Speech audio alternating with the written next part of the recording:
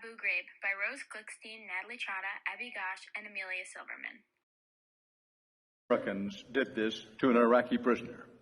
According to the U.S. Army, the man was told to stand on a box with his head covered, with wires attached to his hands. He was told that if he fell off the box, he would be electrocuted. It was this picture and dozens of others that prompted an investigation by the U.S. Army. Yesterday, we asked General Mark Kimmett, Deputy Director of Coalition Operations in Iraq, what went wrong. Frankly, I think all of us are disappointed at the actions of the few.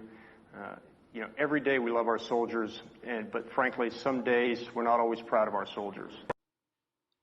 Abu Ghraib was a U.S. military prison, but more specifically a detention center for captured Iraqis that operated from 2003 to 2006 under the control of General Janis Karpinski, who was put in charge of all military prisons in Iraq with no training or experience running prisons. An investigation was launched into the abuse and torture that happened inside this prison when a series of disturbing photos taken by military soldiers was leaked. Abu Ghraib was located in Baghdad on a plot of 280 acres in land and held as many as 3,800 detained Iraqis. Most of them lived in tents and prison guards, for cell blocks 1A and cell B is where most of the torture and abuse happened. In a report written by Major General Antonio M. Taguba, he described some of the torture acts as breaking chemical lights and pouring the phosphoric liquid on detainees, pouring cold water on naked detainees, beating detainees with a broom handle and chair, threatening male detainees with rape, allowing a military police guard to stitch the wound of a detainee who was injured after being slammed against the wall in his cell, sodomizing a detainee with a chemical light and perhaps a broomstick, and using military working dogs to frighten and intimidate detainees with threats of attack, and in one instance actually biting a detainee. This abuse was almost routine at this prison and was not hidden. In the end, 11 U.S. soldiers were convicted of crimes relating to Abu Ghraib. Abu Ghraib gained historical notoriety because there were no prior reports of the abuse happening when a series of photographs documenting horrific abuse and torture were leaked in the press, which quickly gained attention. In the photographs leaked, one had a Private England who was smoking a cigarette while giving a thumbs up and pointing to a young Iraqi boy who was naked with a sandbag over his head. There were also pictures of soldiers posing next to dead bodies.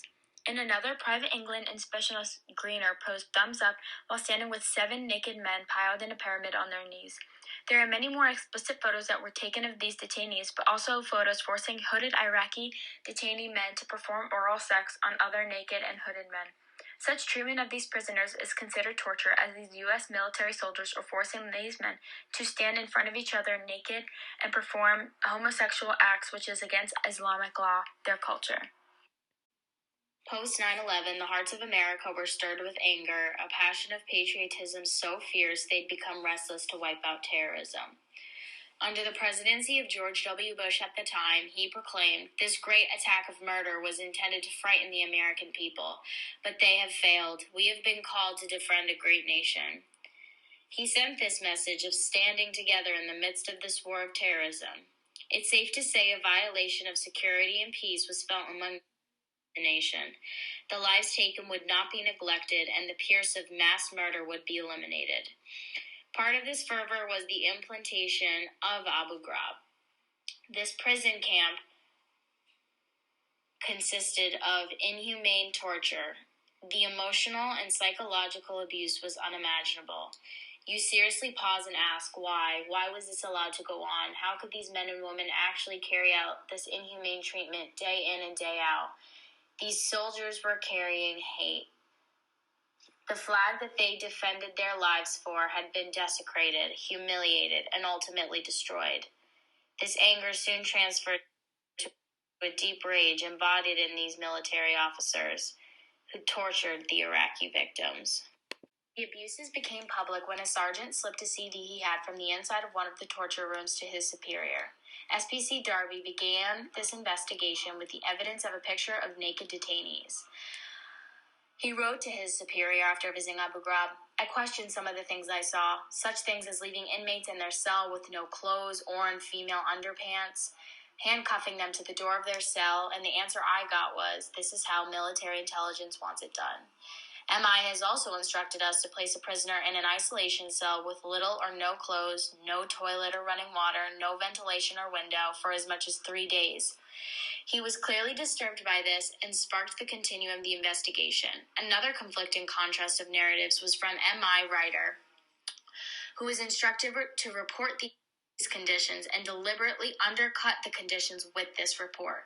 No military police units purposefully applying inappropriate confinement practices. Why did he need this cover-up? Throughout the investigation, we see a clash in narratives. Some come forward about the harsh truths of what's going on inside the four walls of Abu Ghraib, but others are following a dangerous path of protecting their brothers and sisters. The disturbing and inhumane treatment that occurred in Abu Ghraib revealed a dark side of the United States military and the truthfulness to protect the military name.